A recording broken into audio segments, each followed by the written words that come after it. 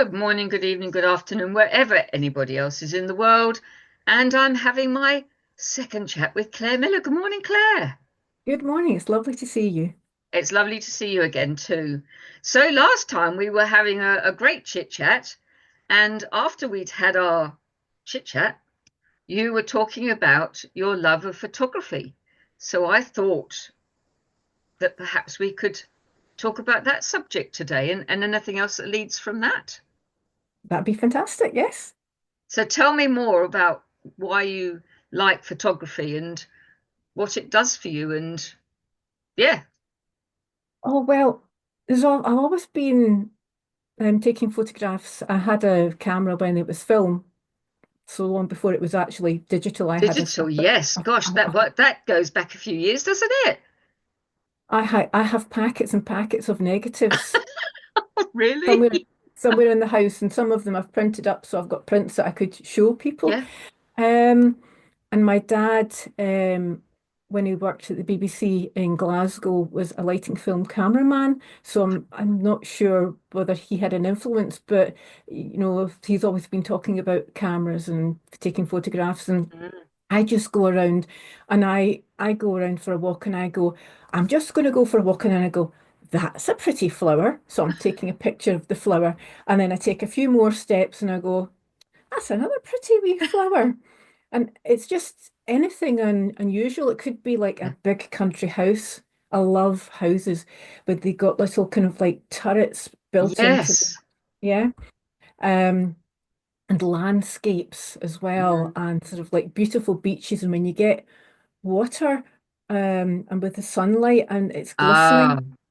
And what I try and do is I yeah. get in as close as I can, so it's still all sharp because Yeah. that's secretly is getting it all sharp.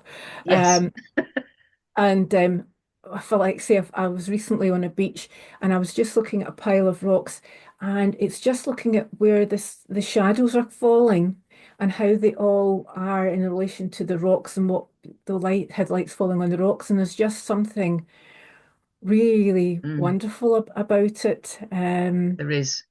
Yeah. I totally agree. And I've experimented also with photography, taking the photograph into the sun over water.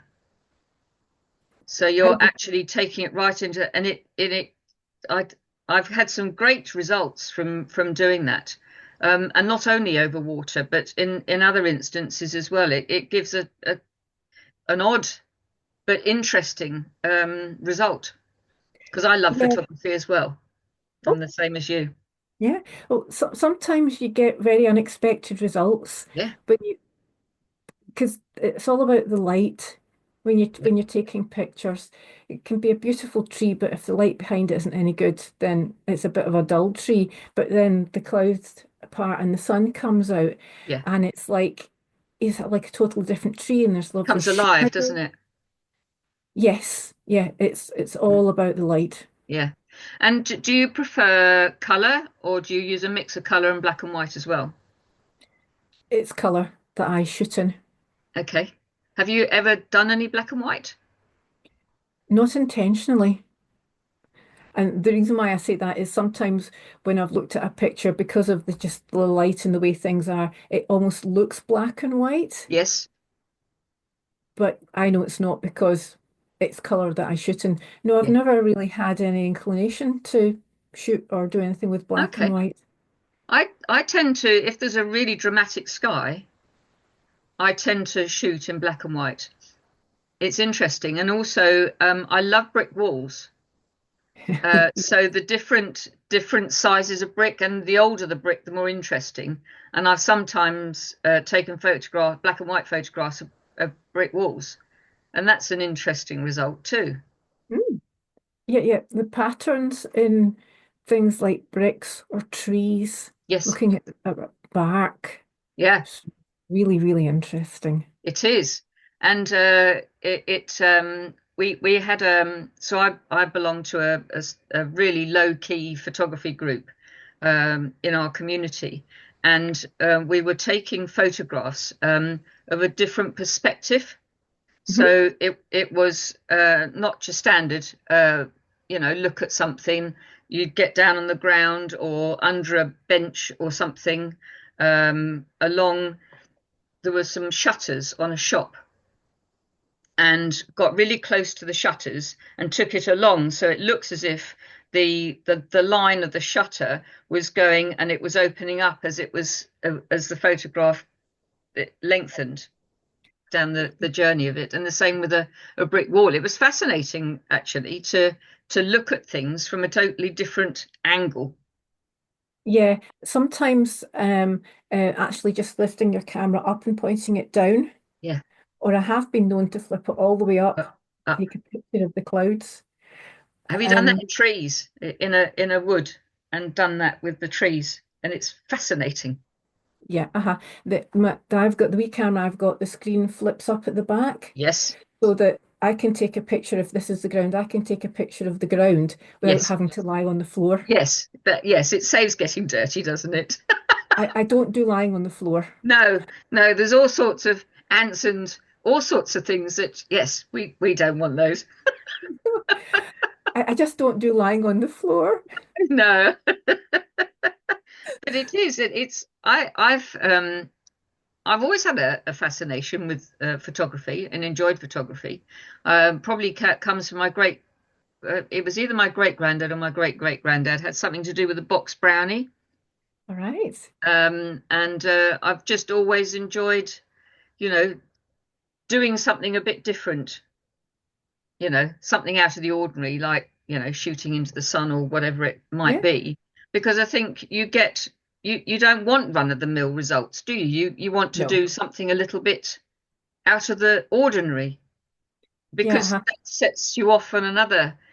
So I guess that you could tell a story of literally about everything, couldn't you?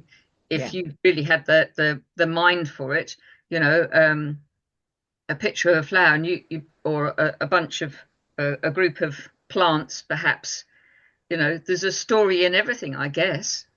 Yeah, the other thing that I take photograph of is bits of fancy ironwork because I like designing, like drawing Yeah. on cards, and some of the bits of ironwork are just absolutely beautiful. So I have been known to be crouching down in front of a bit of ironwork on a bit of a fence, Yeah. taking that particular design Yeah. feature because it feeds into my brain, Mm. and when I am drawing that's where some of the inspiration comes from. That's fascinating. Yeah. Yes. And I guess too, if you see sort of fretwork Yeah. somewhere, the same can be said, I suppose, if you go in close on some fretwork, because the detail in some of this fretwork that you see about, is really quite detailed, isn't it? And the same as you say with old buildings, the architecture of old Yes. buildings is really quite fascinating actually, looking back, as it sort of tells a story in itself as how the building was built. Yeah, there are some buildings that I look at and I go, you'd never build that nowadays. No. Someone would look at that building and you go, it cost far too much to actually build. And how did they, get that bit spire bit at the top of the roof line or whatever? How did they do that? Because they wouldn't have had all the mechanical hoists or machinery that we have now, but they somehow got, stones which are huge, humongous, up there. But I love unusual detail. I really do. Yes. Yeah. I saw when we were doing the different perspective photography the other evening. Yes. It was an old church. I don't know when it was built. Quite some time ago, I think. Hmm. Um, and looking up, and I'd never noticed before all the little gargoyles. Oh, Yes. yeah, Yeah. it was. I hadn't noticed that before. I'd bypassed that section of the church, and I just happened to look up. There's a metal spiral staircase, and happened to look up because I took a photograph up the staircase, Yes. Yes. and happened to just notice as I'd finished the photograph a whole row of gargoyles along the wall. Yeah. Looking up's always a good thing to do Yes, because you always see things that you don't see if you just keep looking here. But yeah, if you look up and you suddenly go and you go, right, okay, yeah, that's interesting. yeah. I Yeah. saw talking of looking up, I was I forget when it was, but I do vividly remember looking up at this roof of this house and had the most amazing dragon on the top of the ridge. Uh-huh. It was absolutely brilliant. It was just in the right place, and the position that it had been created in was really quite lovely. And yes, to see Wow. this dragon on the top of this, and it wasn't small. Hmm. It's not large, you know what I mean, but it was all in proportion. But yes, it was lovely seeing this dragon. I love dragons. And it was lovely to see this dragon on the ridge. Yeah. Did you take some photos of it? Do you know I can't remember. Probably somewhere. I've got thousands of photographs, which I'm wading my way through, trying to sort things out, to sort of just get things in order a little bit. Because you know how you sort of say, really must sort the photographs out, because now we have digital, we have so many, Yeah. um, Yes. because we don't have to pay to get them developed. So we can just click away. And Yeah. oh dear, we've got 100 within half an hour, and but and it just goes, oh, I'll do that tomorrow. But yes, it's I think digital photography, was quite a revelation, wasn't it, when it arrived? Um, Yeah. yeah, saved a lot of money, I think, for people. It, it's different. Taking photographs with a digital camera is different from film because with film, you've got a square in your viewfinder and you have to really think about what you're taking Mm, and then cross your fingers. It's yes, okay. yeah, Really, you know, yeah, digital, it's just different. You can take more. Um, but you don't necessarily have to think as much. But on the other hand, if you can mm, take a wider shot, sometimes what I do is I take a wide shot of a scene and then I go into different elements of it. So I've got yes, the wider shot first of all. So it's just a different way of taking photographs. yeah. And I've heard that film photography is coming back. Well, there are a number of people at my camera club that I go to in Kirkintilloch, and they're shooting with film. Mm, Yeah. yes, so it's done a big circle then. Yeah, yeah. I think it'd be quite odd to go back to a film camera, It would. actually. Yes. Jolly expensive as well. Make you think what you're taking a photograph of in the first place. Yeah, Yes. Yeah. it. I think it would probably concentrate the mind on. Yes, that's going to cost you so much, so you really need to concentrate on how you're going to take the photograph in the first place. Yeah. It's a different mindset. Yes, it is. Yeah, just saying it out loud to you is uh, making me think, Yeah. how you would look at a photograph rather than just, oh, well, I'll just take a few, I'll delete that one, and oh, that's all right. Um, yeah, you couldn't do that because I think there were rolls of 30, 24 and 36, weren't they? That's right. Yes. Yeah. Yeah. Gosh, that's going back a few years. My goodness me. A long time. It is. It's not until you talk about something that used to happen Yes. and now doesn't happen, you think, oh, okay. It Hmm. just it just dawns on you. But yes, no, it is. It's fascinating, isn't it? And then I suppose from those photographs, then that you do art as well to I do paint. sometimes. I have sometimes drawn. I've taken a photograph and then I've drawn with the image. Yeah. The other way is I use my photographs. I create a story creating calendar. Um, because I believe that pictures are another way of starting or creating a story. Yes. So I have, if you like, the top bit of the calendar is a picture with a question starting it, start a question. Yeah. And then the bottom bit has kind of like dates and stuff. Hmm. So I've discovered that um, all the times that I've been taking photographs, when I'm putting posts out for my social media, I'm using those. So a lot of what goes out is actually my pictures, and in particular for my story creating calendar. So like you, I'm looking through my pictures going, right, I need 12. I've got 50 and they're all lovely. Mm. And I've got to choose 12. Yes. Okay. And That's it's another kind of topic like in itself, isn't it's okay not to use that picture. It's okay. The picture won't go anywhere, Claire. It's okay. It's just so yeah, I've discovered that my photography actually has come into everything that I do, which is really quite amazing. Yes. And it's great to use to have a skill in photography because it is a skill, Mm. and be able to use that in your storytelling and in a different way though. Yeah, well, you see, some if you've got a child or an adult in front of you and you give them a blank bit of paper and a pen, they're going to go, right, write a story. And you can just see their mind going blank. Because Yes, unless you have an idea, it's really hard to get started. it is. But if I give someone a picture and say, look at that and tell me what you think, they might come up with something totally different from what I expected. Yeah. But it's looking at the picture, it's giving Yes. them somewhere to start. So, um, yeah, I'm very Mm. passionate, you could say, about everyone can create a story. It's just finding the way that they actually Yes. do. And isn't it interesting though that if giving the same picture to several people and Yeah. giving them the same question, Hmm.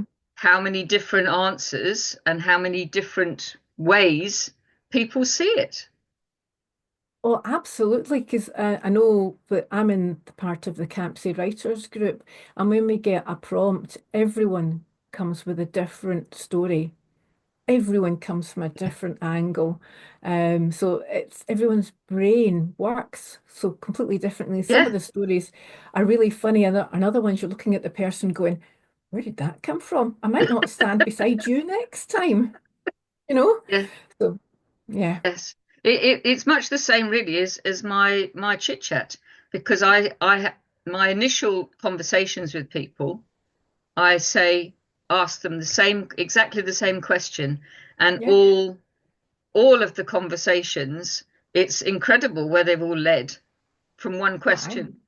Yeah, yeah, indeed. So Yes. yeah, so that it's been fascinating, just delving a little bit deeper into how you create stories in a different way from having your pen wing, Yes. and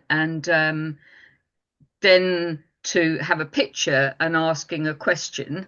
Yeah. It's all creative, of course, so it's a creative part of the brain, but it's fascinating, isn't it, that you're able to use those different mediums to be able to help people create, and you help Yeah. yourself create stories. It's a fascinating. Do you um, know, yeah, I just am amazed that photography is just one part of what I've done in the past. And it's almost like I've had to do everything on a separate basis to come together right now for the whole that I am.